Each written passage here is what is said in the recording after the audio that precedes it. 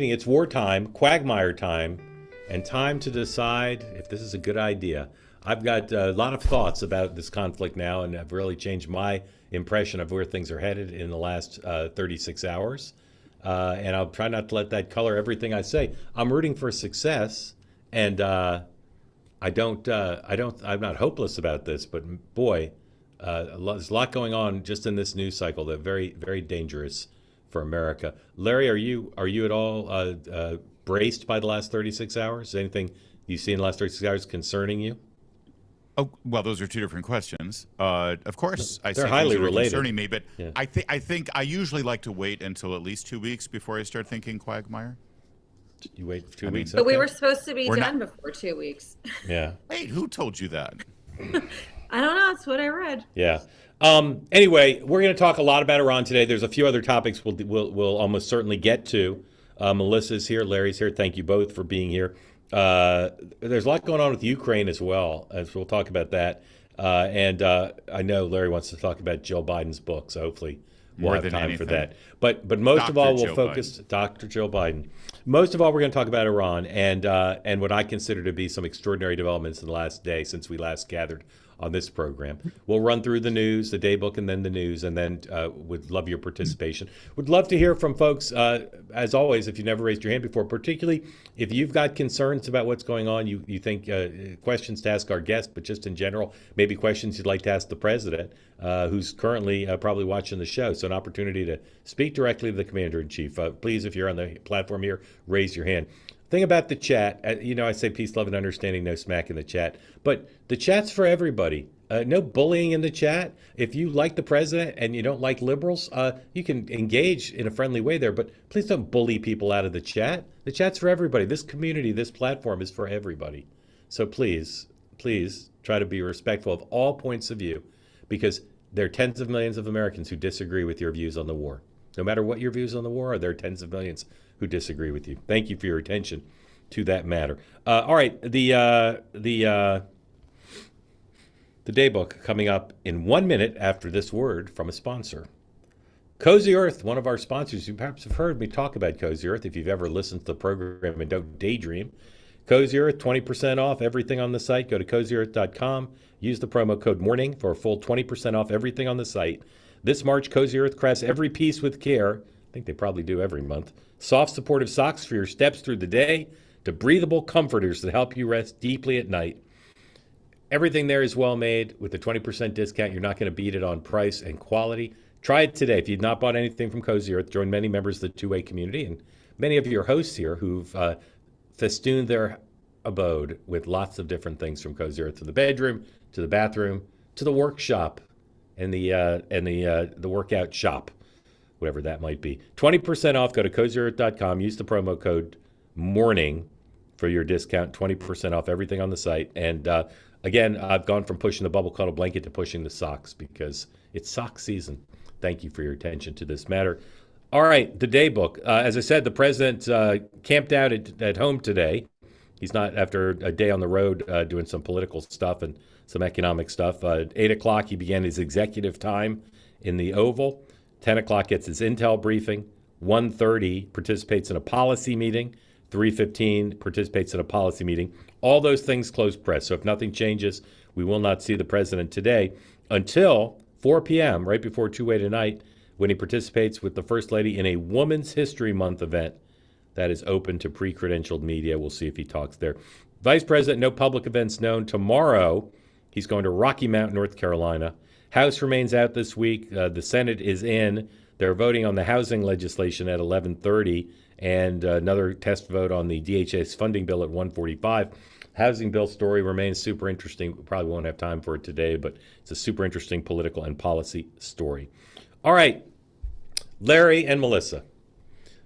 My topic of my monologue on Next Up is going to be my Walter Cronkite moment, where I just am going to raise a lot of questions about how this is going. I'll do that in brief here. Controlling the strait. Newt Gingrich says if the strait isn't controlled, the war will be lost. And controlling the strait is, none of us are military experts, but based on my conversations yesterday, controlling this is going to be really difficult. really difficult. So, Larry, the first question is, do you agree that the U.S. has to control the strait, and how would you define controlling the strait? Well, I agree that the danger in the strait needs to be mitigated and eliminated. So, I mean, controlling the strait means that tankers can pass and peacefully without any threat. Obviously, I think that who controls it, whether it's the U.S. controlling it or our allies and other countries who have an interest in making sure that the strait is safe, that's yet to be determined. But I would caution you about your planned Walter Cronkite moment, Mark, because again, I mean, how many years had the Vietnam War gone on before Uncle Walter made his commentary? And number one, and number two, he actually went to Vietnam and looked for himself at our efforts on the ground. A lot of what's informing your position right now is your crack reporting and also reporting of other journalists. But I think that one of the problems right now is that we're not having a great messaging and PR campaign. If we had Norman Schwarzkopf giving us daily briefings with a just the facts approach, I think that things would be a little bit better right now, and that's my biggest criticism right now of this effort. Yeah. Well, we'll run through some of my other concerns besides the ones I've already raised and see if I can't convince you that at least attention must be paid. Melissa, Larry said it's got to be opened back up and maybe allies will help. The Chinese would seem to have an incentive to open up the strait. But the problem is, I don't see the Saudis. I read a thing just a moments ago that said maybe the Saudis will try to open it back up. Once again, it's Donald Trump versus the I don't know if the Israelis trying to open it back up. So, Melissa, as you look at it, does it seem essential that it open back up? And open back up, as far as I can tell, means free passage. All the complicated is that mission. I think it's extremely complicated. It can't be overstated how complicated and dangerous it is at this particular moment. And the strait is where the Middle East conflict becomes an American economic problem. And I think that obviously Iran knows that, and they know the buttons to push that are damaging for Donald Trump and this mission and the American economy. And so they're going to do everything they can for as long as they can to make this as difficult as possible. And right now, any mission to try to go, I was, reading, obviously, should we be sending naval ships to escort through the strait? It's too dangerous. You'd be putting too many American lives at risk.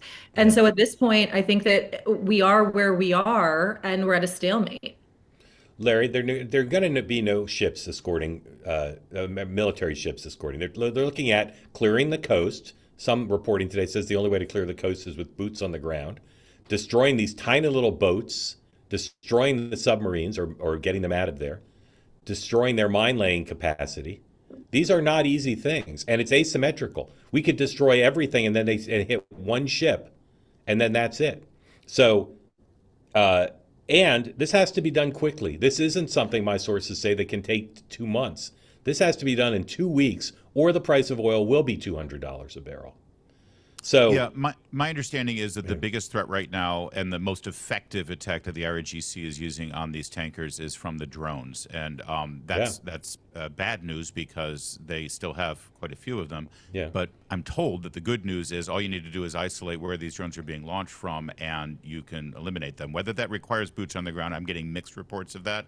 Yeah. But we do have boots prepared to go in, not for a long-term, expedition as we saw in Iraq and an occupation. Larry. But what? There are forces that are on ships waiting to come in to do small targeted strikes like that and then get back on the ship. The boots on the ground in Iraq were not supposed to be there for a long time either, Larry, or Afghanistan. Well, there were 200,000 troops. It was going to be a major effort, and they were going to be there. That's not what we've got waiting right now. There are. My understanding is there are some Marine expedition units that have been poised on Navy vessels waiting to go in for small strikes. So the Iranians have not just hit a couple ships in the straits. They've hit a Japanese vessel. They've hit a vessel in Iraq. Do we have that video? That the Iraqis they've have allowed closed down. Indian ships. Have you seen that? Indian flag tankers they can go through. Some, not I think just a few. Watch this video for those of you watching the show rather than listening to it. They've also. I saw one report they've hit some Chinese ships. I don't know that. This video is just the destruction of or damage, I guess, maybe to an Iraqi ship. But this is not just bad for the American economy, as Melissa said, potentially. India, heavily dependent on the strait. Japan, heavily dependent. Europe, somewhat dependent. Larry, if the Chinese decided they wanted to open this back up, could they? Could the Chinese, through force Could they or militarily or diplomatically? Eddie, either one? The Chinese, if, in other words, the president's got a summit with Xi in a couple weeks. If this is still a Yeah. problem, or in advance of the summit, can he call Xi and say, "Hey, you guys need the oil, open it back up"? Yeah, if they still have influence with the Iranian government, Well, but I'm not it's asking if, I'm possible. asking do they? It's possible. I don't know. Possible. I Don't mean, know. if any country still does, China would be one Yeah, of them, right? yeah. Because they were dealing with them when everybody else was supposed to be sanctioning them and not dealing with them. So it's possible. By the way, let's just, if we could pause for a moment, China is suffering quite possibly even more than we are, and our Yes. neighbors are, because of the Strait of And, Hormuz being locked up. and yet, Maybe that's yeah, sort of part of the strategy here. yeah. Make China feel some pain. Maybe, but if it is, it may take a while. Melissa, what's a quagmire in this case? What would have to happen for you to say this is now a quagmire?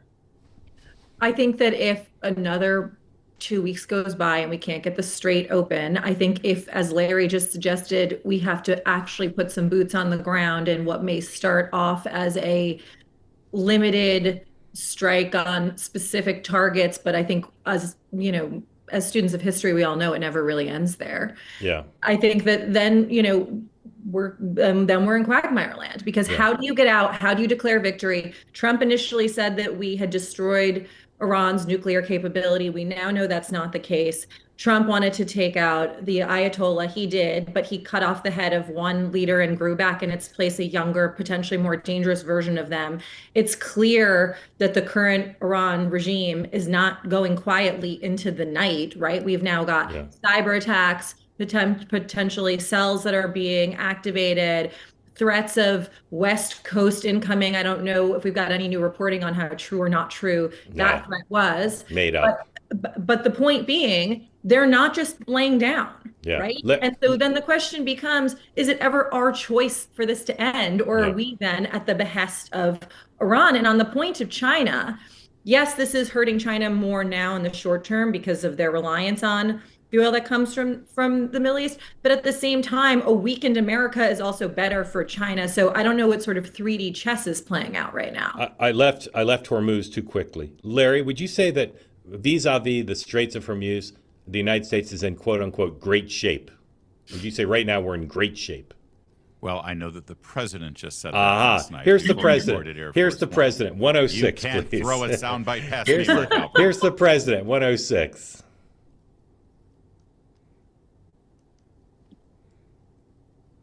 Treasury Department buy oil futures as a means to keep the oil prices down or bring the Well, oil we're going to prices be in down? very good shape. You see what's happening.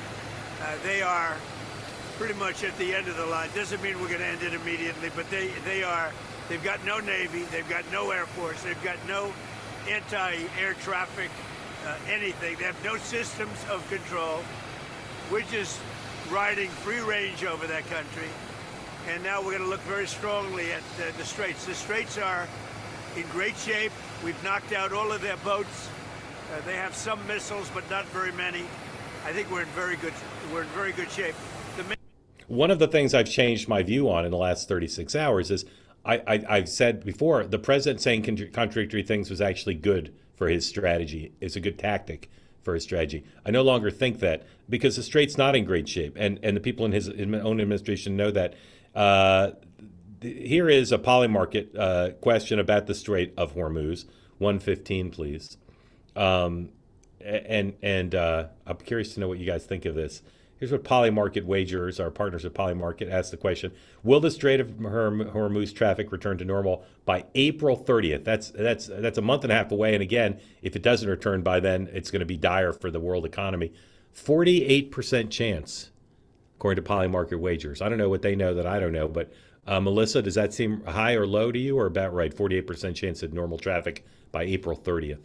I mean, every day in this is going to alter the trajectory. So I think that it's a little ridiculous to speculate that far out So I don't know. I Well, think but sure, do you think, but what do you think? 50-50. Yeah, Larry, does that seem like right to I you? think that I would actually bring it up to 55 to 60% only because by April 30th, if we are exactly where we are right now, it then I would be as Eeyore like as you are Yeah. right now. Okay. If you haven't read the Wall Street Journal story 108 about what a prolonged closure would mean for the region, for the world, for the war, for America's credibility, I recommend it to you. Here's the headline from the Wall Street Journal. Escalating Hormuz crisis raises specter of prolonged closure. Here's a quote. Escalating Iranian attacks on the U.S. government's decision to hold off on military escorts for tankers through the Hormuz are raising the prospect of a prolonged closure that would choke off exports through the world's most important energy transport route. Again, my understanding is it's not going to be escorts except through air. There may be air escorts through, but we'll see if that really does work. Okay. Yeah. Yeah. Yeah. I mean, Go ahead. the last time this was an issue, even 2019, actually, the last time when Iran threatened to do this, it was a very different world because they didn't have the drone capability they had now. Back in the good old days, when it was just mining and these little speedboats from the IRGC, the escorts would have worked. We would have been able to be just fine with minesweepers and with our Yeah. Navy vessels. Now it's the drones that are the missing factor Right, here. That's right. what makes this so. Yeah, and two things. There's no way the United States could have known before launching this conflict. One, that Iran had drones, and two, that controlling the Strait of Hormuz was important. Oh no, they knew both those things in advance, but they seem to do nothing about either. It's Larry. It's not like oh my goodness, they have a big drone thing. They hid that from us. We knew they had a lot of drones. Okay, here's a post from the president a minute ago on Truth Social, going back to saying, hey, things may not be perfect, but we've got to beat this evil empire with dangerous weapons. The United States is the largest oil producer in the world by far, so when oil prices go up, we make a lot of money. Huh. But of far greater interest and importance to me as president is stopping an evil empire, Iran, from having nuclear weapons and destroying the Middle East and indeed the world. I won't ever let that happen. Thank you for your attention to this matter. So the president's making the argument that this is great for America because now we can sell our own oil for more. Sleeper cells, drone attacks in the United States, cyber attacks. There was apparently an Iran cyber. Iran is right up there with China and Russia as a great user of cyber attacks to make mischief. Here's the headline from NBC News on the cyber attack. Iran appears to have conducted a significant cyber attack against a U.S. company, a first since the war started. The company's striker said a cyber attack disrupted its Microsoft environment. I don't know why they're using a Microsoft environment, but that's really up to them. And then on this alleged California attack, I think this was just a kind of a generic warning about a possible cyber attack. This also, where's that headline? Do we have that? Maybe we don't, but everybody knows.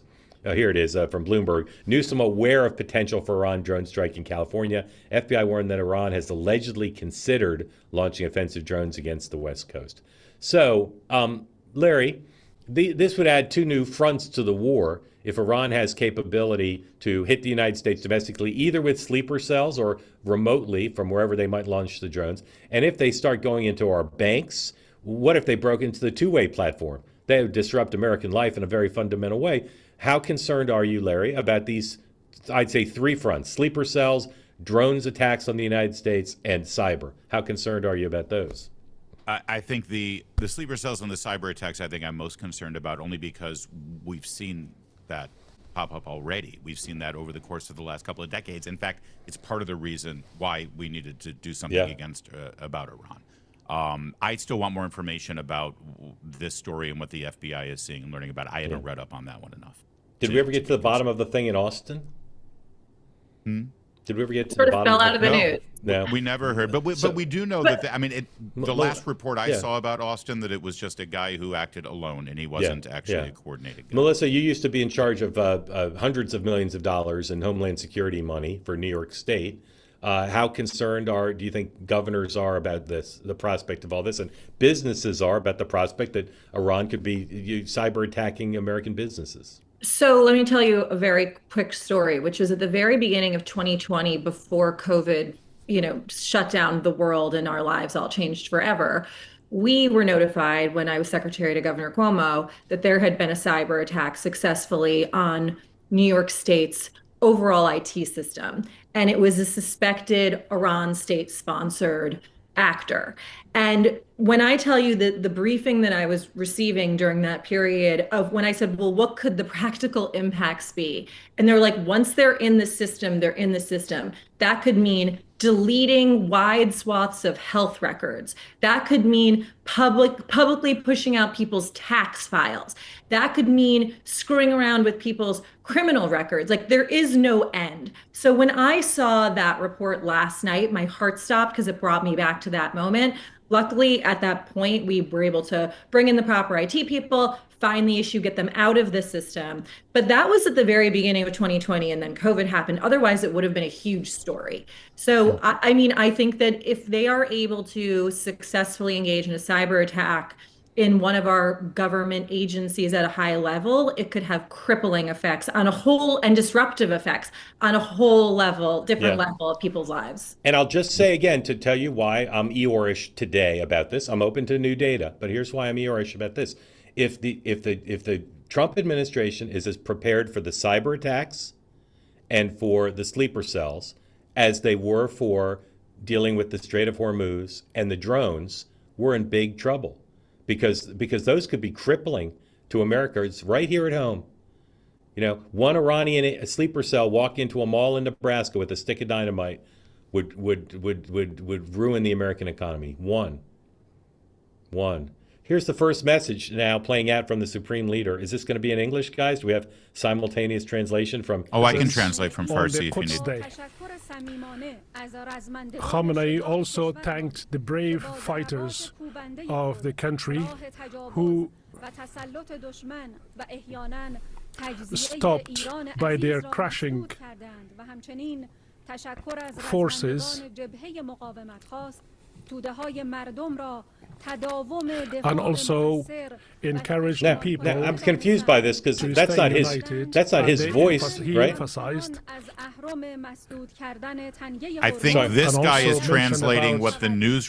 I think it's a written statement, and there's a woman on Iranian TV reading the statement, and this guy is translating. All right, take it down. Tell us after it's done. You'll bring us the headlines. Talking to the producers of the show. This is only to me going to make people think he's either dead or crippled, right?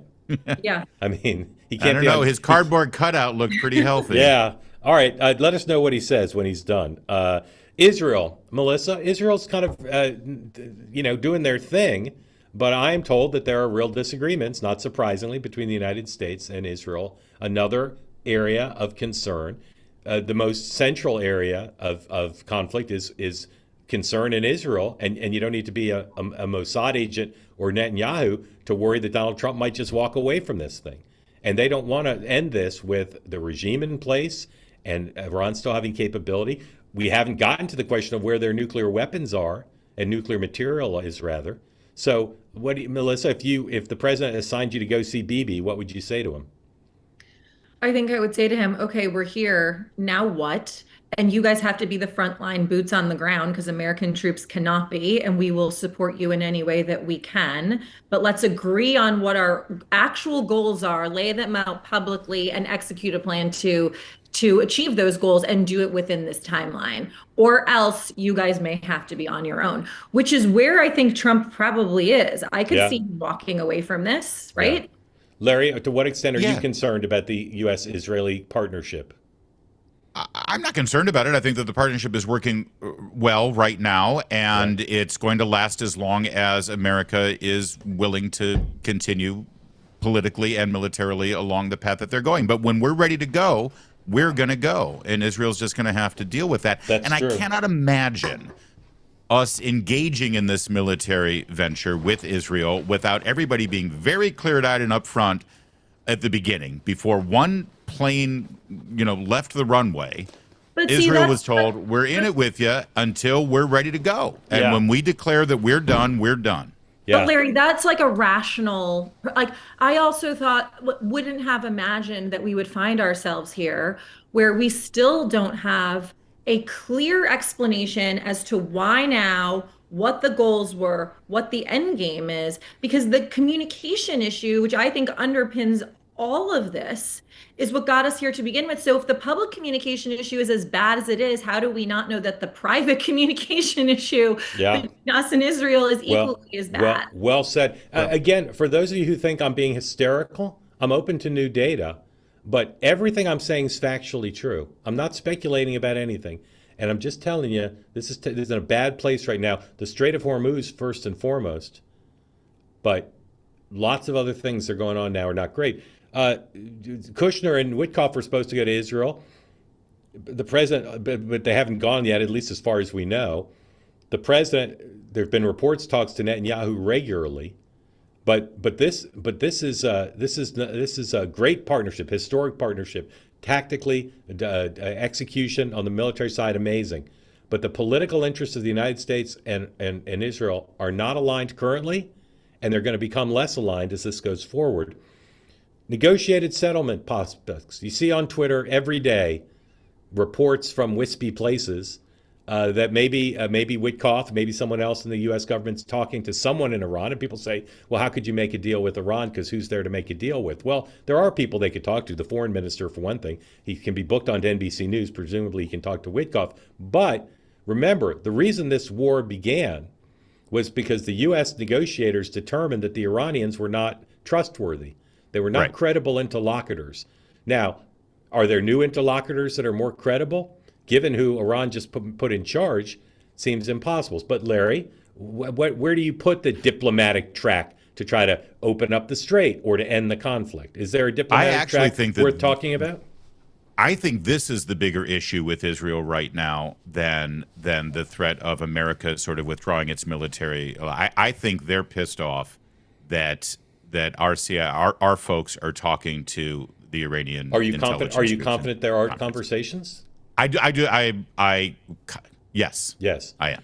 Okay, so what kind of I think they're talking to either one of two groups of people, either a group of people that they have confidence in, that were not party to the negotiations that were going on, or it could very well be that the people that they were negotiating with in Geneva, and I've heard some rumblings that during downtimes there were conversations off the record where they said, listen, I'm pushing the Ayatollah's position here. This is where I am. But if anything happens, make sure you pick up the phone and call me because I'll be able to help you out. That's Larry. That's the walk in the woods kind of conversations that happen at these summits. But what would a negotiated settlement look like? I still believe that a negotiated settlement, from the Americans' perspective, would involve a complete restructure of their theocracy. I cannot believe that we would walk away with an agreement with them, their government. That's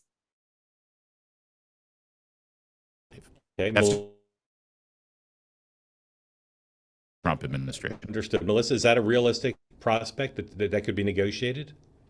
It doesn't seem that way today. I mean, could we get there with more pressure, with more targeted strikes? We cripple them more if we find out that maybe if. But today, where we stand, it doesn't seem like that should be the goal. Yeah. And Melissa, I mean, there are a lot of it. First of all, we're joking about where is the sun. They literally did have a cardboard cutout of him for his big announcement. But secondly, and I think frankly more importantly, is that most observers of Iran, at the last thing the mullahs, the sort of theocrats wanted is a hereditary succession. It's one of the reasons why the argument they made against the Shah and the monarchy that they had. One wonder how happy they are with they meaning the Iranian hierarchy for an egg plan. They're looking for a new path. All right, we're going to talk some non-Iran topics, lickety split, and then get to your questions and comments. So please, if you're on the platform, want to get in on the conversation with Melissa and Larry, raise your. You saying lickety split? You're already out of your Eeyore mode. That's a very Tigger thing to say, lickety split. See, look at let's smile. You're. Yeah.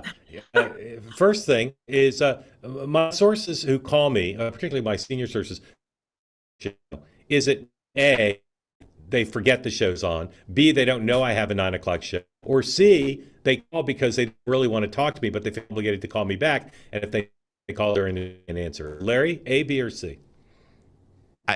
Or D, they're just figuring out that they're supposed to change their clocks daylight savings. All right. You go. But this happens time, and it's because they literally forget that I'm on the air. Yeah. Melissa occasionally does call me during the show. I was going to say, I'm going to go with A because I fall into that category. And I often will call or text Mark and say, what do you think about this? Oh, we're doing your show. Right. Never mind. Talk to you in an hour.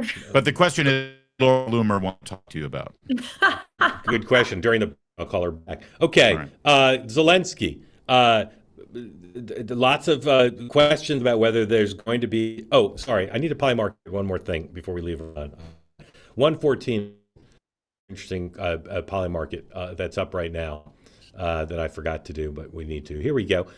What's the chance the president announces an end to military operations by the end of this month, right before his summit with Xi? 42% chance he announces he's going to walk away by a month. Unaccomplished. Melissa, what do you think of that? You're dealing with Trump. I think it could be 100%. I think it could be 80%. The question is, and I said this briefly before, I don't think that this is on our terms anymore. We are now in this and the other side is fighting back. So if we just declare mission accomplished and walk away and we come up with a laundry list of reasons why it was a successful mission, but the mission isn't actually accomplished, I think we all need to brace for the very realistic possibility of counterstrikes in some way, whether it be sleeper cells or cyber attacks. Well said. Larry, just yes or no, will this conflict be over by the end of the month? Over? No. No. But downshifted, ramped down? Yes. Got it. Okay. Zelensky, administration officials continue to be very bullish on the prospect of a deal. They continue to say that there's solid things in place. There were meetings with the Russians I read in Miami yesterday. Here is Zelensky, though, talking to Politico, being extraordinarily downbeat, I would say, some might say Eeyore-ish, about the prospects of a deal. And concerned that there's the public pressure and private pressure continues to be on him and not Putin. 122, please. We need negotiations. We support them. Can I believe in or hope? It's not about hoping. It's not about trusting to Putin. We don't trust Russia, but I think and I trust that Americans really want to finish with this war. I hope that they will help us, but we need more pressure on Russia, not on me. Melissa, is he being realistic about more pressure on Russia from the United States, or should he recognize the handwriting is on the wall and he's just going to have to give in, or he's going to have to go without the United States? I think that he's right that the United States generally supports him and his position. I think the problem for him is now we're distracted. So it's no longer, front burner kind of stuff. It's like third tier. And so I worry for him that his expectations need to be readjusted because of that. Yeah, he has two other problems, too. The first is that the rising oil prices helps fund Putin's war effort. Yep. And one of the strangleholds that potentially was harming Russia was the fact that oil was a lot more affordable or a lot cheaper. That hurts him. Number two, springtime is coming. And that means that the war effort can get a lot hotter there in every possible way. All right, we'll do these last three real quick, short answers. John Thune is still working at some sort of strategy to consider the Save America Act, but with no expectation that it's going to pass. And there's just doesn't seem to be any prospect of turning the regular four of Tillis and Murkowski and Collins and McConnell. Here's the headline from Axios. Thune eyes marathon sessions to ease MAGA anger over Save Act.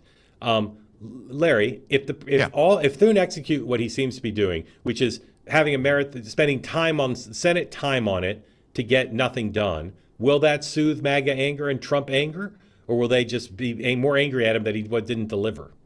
It might help. I think it might be a good political thing to do because then you've got video of Democrats standing in the well of Senate stopping all legislation because they want to make sure that non-citizens can vote in this country. But ultimately, I think we've reached the point, especially after John Cornyn's remarkable op-ed yesterday, that anything short of removing the filibuster and passing will not satiate the frustrations that MAGA has. Melissa, is this an opportunity for Democrats? Because they will, in effect, be opposing super popular. So how should and how will Democrats approach this floor action? I think the Democrats, Republicans fight with each other and let them, then they didn't on their conference and shut up about it, because I actually think is grounded in good policy. I think the SAVE Act is in a number of ways trying to explain an 80-20 issue as to why it's bad, you're losing. So I think just let the other side defeat itself. Well, but Melissa, if it does go to a marathon floor, the only bus of the Democrats start the beaches. Yeah. So So they're going to have to safe, defend their support of the 20 side of that 80-20. And just waste your time, which not the American public is going to be paying attention to, on all the reasons why this would be inconvenient for the American public to vote, and how they're trying to disenfranchise not just African Americans and women, but everyone who own passports or don't have a real ID and would have to go out their way, and how much money it would cost and waste time that way. But ultimately, the Republicans control the Senate, the Republicans control the House. So if it doesn't pass, they can always say it was the Republicans. In a phrase, how much did Cornyn help his chances of getting the Trump endorsement with his New York Post op-ed, Melissa? A lot, a little, none? I think a little. A little. Larry? A very little. Very little. Because, Mark, the biggest risk here, based on the last poll, is that, imagine this: Trump endorses Cornyn and Paxton still wins. Yeah. And well, I think that's the nightmare. My guess is he wouldn't do the endorsement without an agreement that Paxton will get out. I think for the very reason you just said, it's going to have to be a what we call a Texas two-step, Larry. Is that what they call it? That's what they call it. All right.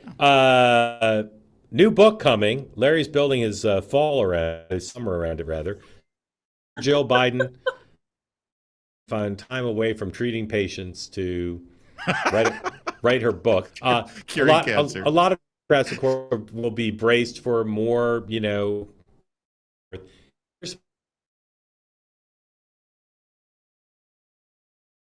Donald Trump. Who are the two people about whom the former First Lady will write most negatively in her book? Larry, who are the two people she'll write most negatively about in her book? Kamala and Harris.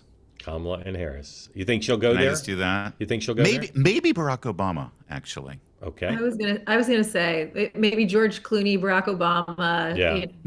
Maybe not in volume, but in terms of the attention. What about Nancy Pelosi? And Nancy Pelosi. Oh my gosh, there's so many choices. See, I'm not going to read the book, but I'm going to do what everybody's going to do, which is go to the index, look for those names, go to that page. You're not even going to do that. You're just going to read the coverage of what about members of the media? Won't she attack members of the media? I don't know why they covered for them for a really long time. I feel like she has. Maybe Jake Tapper. Maybe Jake Tapper. Exactly. What about Ron Klain? Will she attack Ron Klain? Oh, I forgot about that testimony. Yeah. So let's see. Now we've that doesn't sell books, though. Well, we've listed a lot of people. My question is, how confident are you that she'll attack people, or will she just, except for Trump? Yeah. Oh yeah. There'll be score settling. Oh yeah. Okay.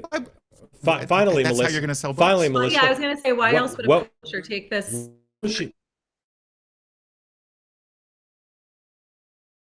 Attorney General. Trump. The evil Republicans in Congress. Yeah, that'll be really. Trump. What about the people who prosecuted her son? Yeah, but it's an easier boogeyman to just say Trump lawfare. Right. Okay. If they couldn't let my poor son, who is a recovering addict, just sort of get into therapy. I'm super interested in this and book. Sell his paintings. I'm on record. If the publisher's watching, I would love to have Dr. Jill on to talk to the two-way community. By the way, we joke about Dr. Jill, but did you notice on the book cover there's no doctor? Yeah. It's just Biden. Jill Biden. It's the one time she's allowed to be called just plain old Jill. Yeah. All right. I'm looking forward to that. All right. Quick word from a sponsor. Then to your questions, please raise your hand if you'd like to be in on the conversation. If you've never raised your hand, regardless of your point of view on anything, please be part of the two-way community and conversation like no other. Right now, if you want some free money, one of our sponsors is giving out free money. It's the free Upside app. Go to your phone and download it now. When you make purchases as you would normally do at your gas station, your restaurants, or your supermarket, your grocery store, you get free cash back. It does not interfere in any way with the other benefits you get from using your credit card. It's just free money.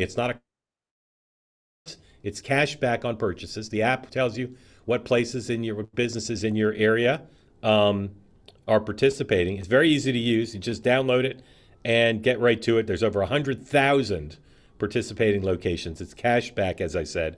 No credits, no points that expire. It's money that transfers directly into your bank account.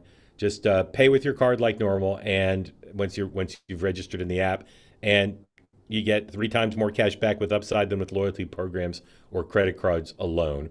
They give out $100 million in cash a week to their users, and they've given out over $1 billion since they started out. And right now, couldn't be more timely, you save 25 cents a gallon of gas on your first up if you start using the free Upside app promo code MARK. So download it today, use the promo code MARK, get 25 cents back, and have at it, ladies and gentlemen. All right, here we go. Time for your questions, your comments, your concerns. Just raise your hand, and all of a sudden, you're part of the program. Start with Mr. Jones. Mr. Jones. Chris Jones. Thank you for being part of Two-Way. Welcome in. Tell everybody who doesn't know where you are and what's on your mind for Larry and for Melissa. Hey guys, thanks for calling on me. Calling you from Davidson, North Carolina. And you always want to know how many times I voted for or against Trump in the general. 3 times.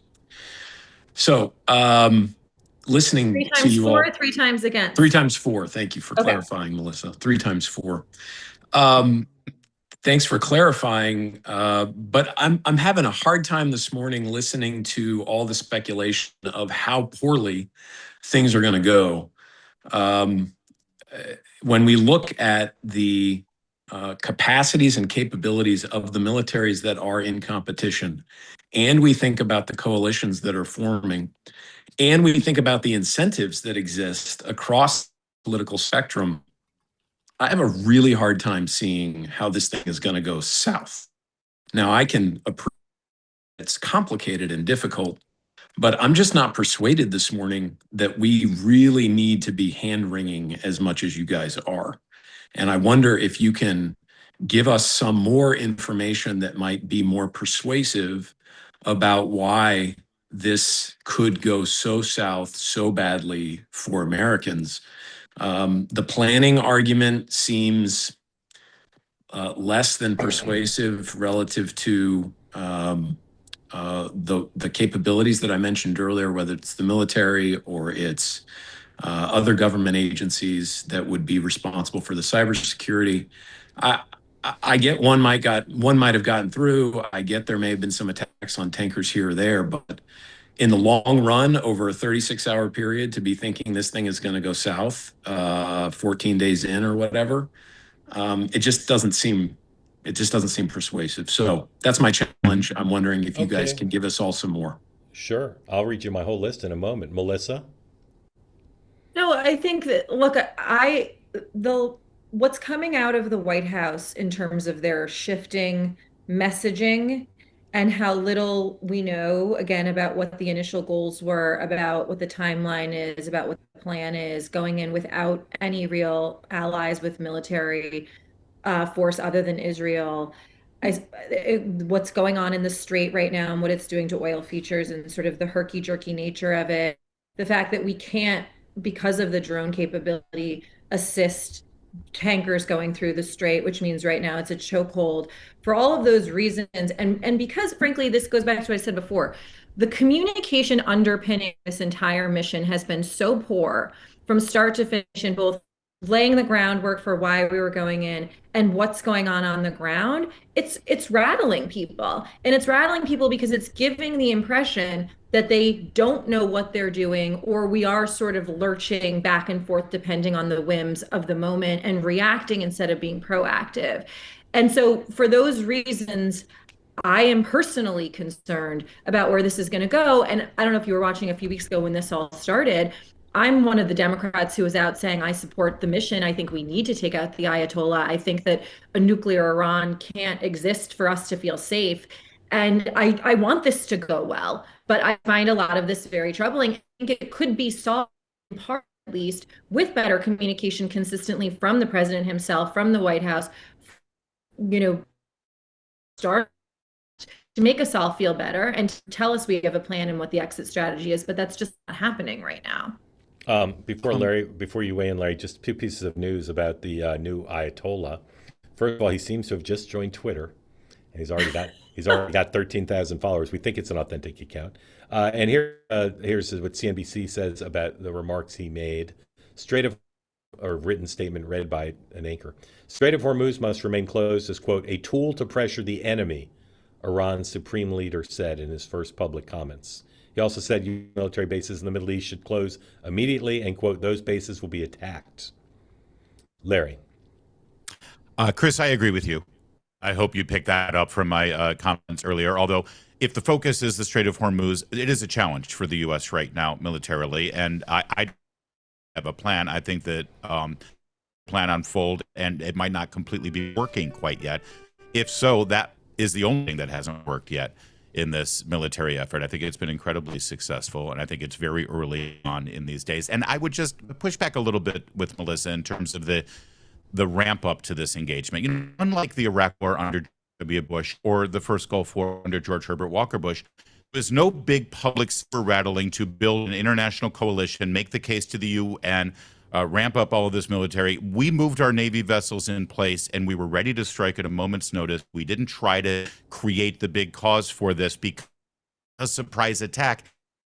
Trump administration is guilty of its naivete of thinking that all of those power right now in the Senate and the House, or even political commentators in the media, who all celebrated and supported the idea of some kind of strike under previous administrations. I think they probably thought they'd be in favor of this, and they wouldn't immediately turn on Trump and turn on this, basically because they oppose Trump and they saw a political benefit in opposing Trump.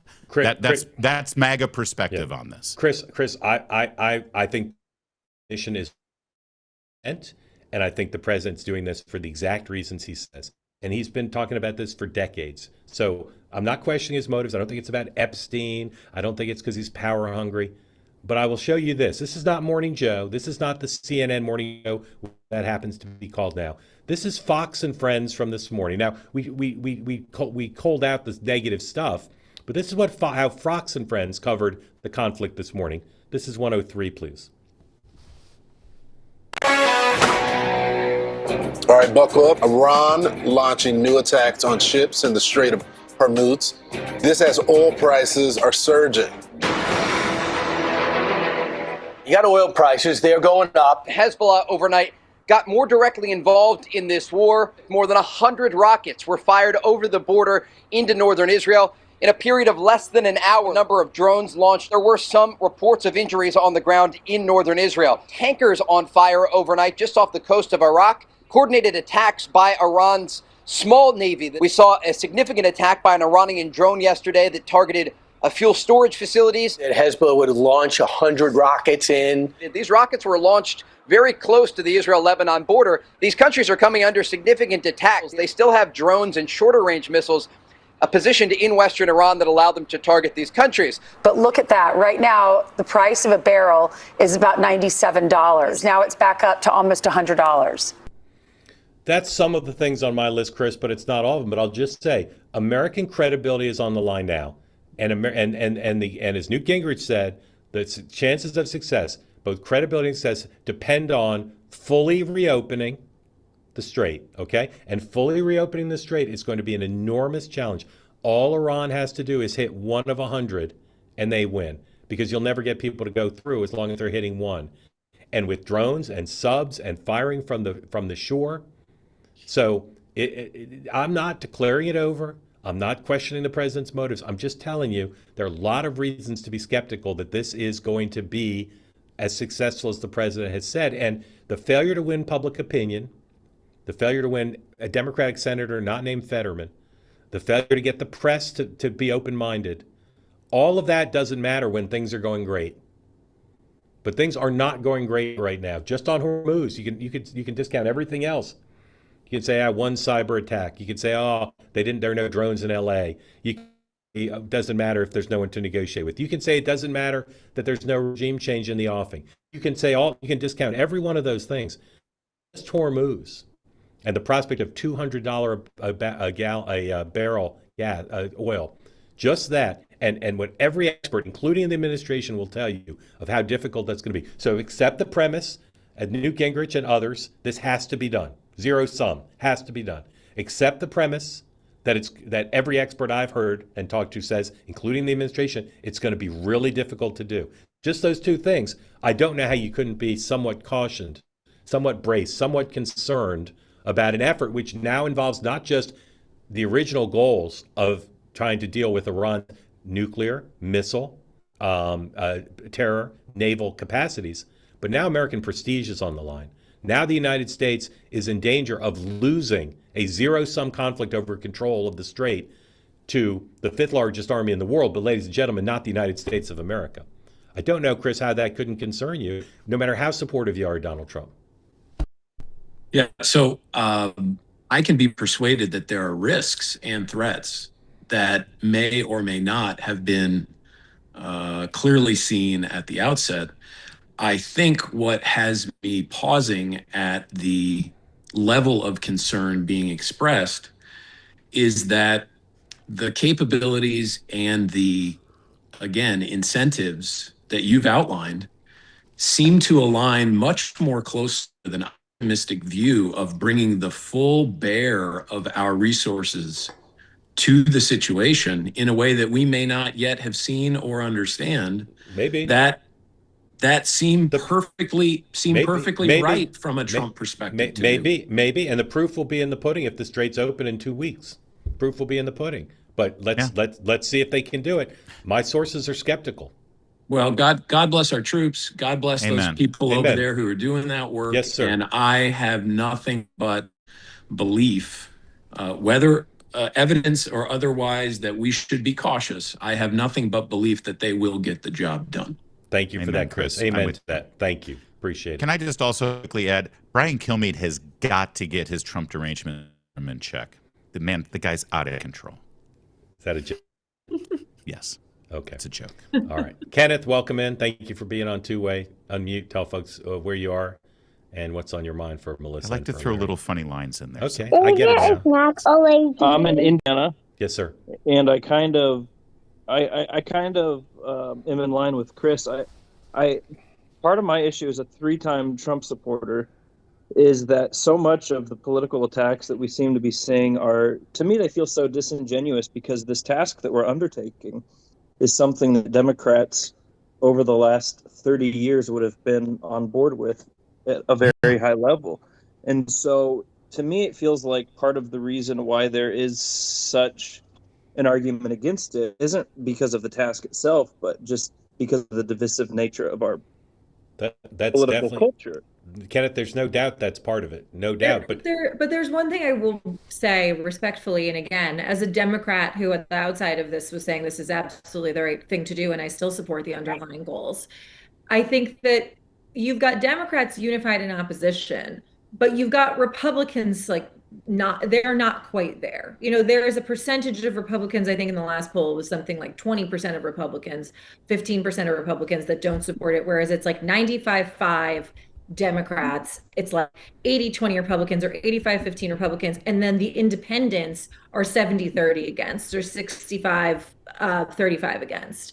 And so, I keep my eye on that independent swing line, and when you don't have all of the Republicans unified, you've got to ask yourself why. And I don't want to be a broken record, but I think he could have headed a lot of this off by communicating more forcefully on the why we're doing this now and what the goals were. He could have done it at the State of the Union. He could have done a presidential address from the Oval Office.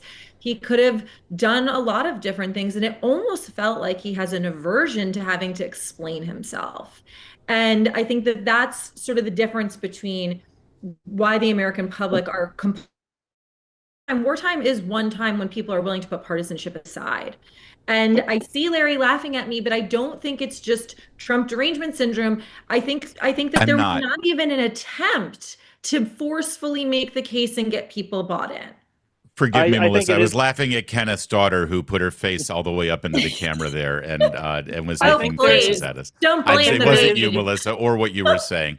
But if I could, I think Kenneth, when you talk about the polls, Melissa, and who's for, I think Kenneth is talking about the leadership. I think he's talking about like a Chuck Schumer and leaders in the party who have been.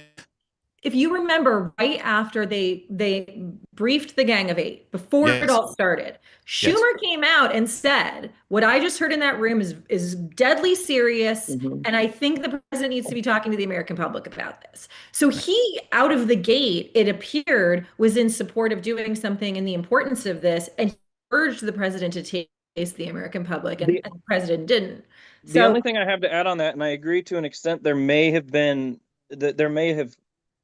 able to be better messaging. But what if the plan was for between the United States and Israel to covertly set the stage for people in Iran because I've seen some reports about some groups being armed and things like that. And if the president comes out and says that, like, this is what we're doing right now, they'll go underground. Yeah. That kind of kills.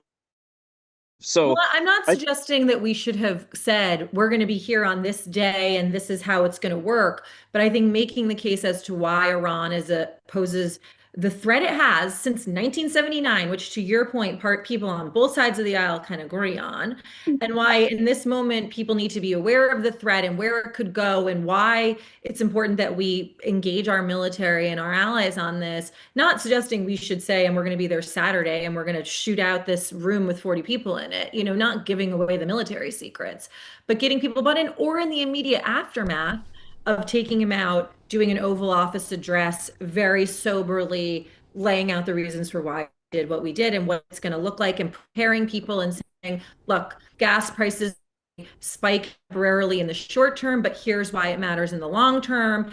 We are going to bring our allies. Everybody should be prepared. This is in the best interest of the American people, whether you're Democrat, Republican, or independent, for generations. And have done something like that. They continue not to, and also playing a little bit of games on the side, which allows people to continue their. Were Americans the blowing up of that school? Is it possible the president of the United States walked that rope line and didn't know anything about it? We said months ago we did the nuclear capability. It turns out, and so I think in the messaging allows the skepticism, to whoever said. Who said it, the Epstein file, Mark, of course, I think this has anything to do with the Epstein files. The void allows conspiracy theories to fill that air where you're not getting forceful, consistent messaging. Can I add one more thing before I go? Yes, sir. Yes, sir. Yes. I agree. I think the messaging could be better. I think Trump is very aware of what is politically expedient and what is bad politically. I think he realizes that this task was not politically popular and chose to do it regardless. And I think he even acknowledged that. And I think there is something to be said about doing what you feel is right, even though it's not going to be in his political best interest. Kenneth, I couldn't agree more, and I wish they'd had a better plan for dealing with the strait. Kenneth, thank you. Grateful to you. Thank you for coming on. I'm going to jump over to Sirius XM again, rolling into the second hour of the morning meeting. If you want to get in the conversation. That went fast. It did, right? If you want to get in on the conversation there, call me at the bottom of the hour, 833-446-3496. And then I'll be doing an interview with Rand Paul for Next Up.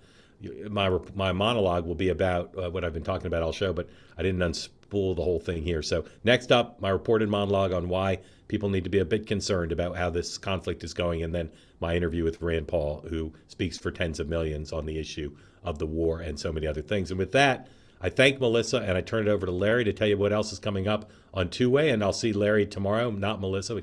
Kevin will be here, but thank you both, and thank you all, and I'll see you both on Sirius XM and on Next Up, and then at 5 o'clock tonight. Thanks, Mark. Thanks, Mark.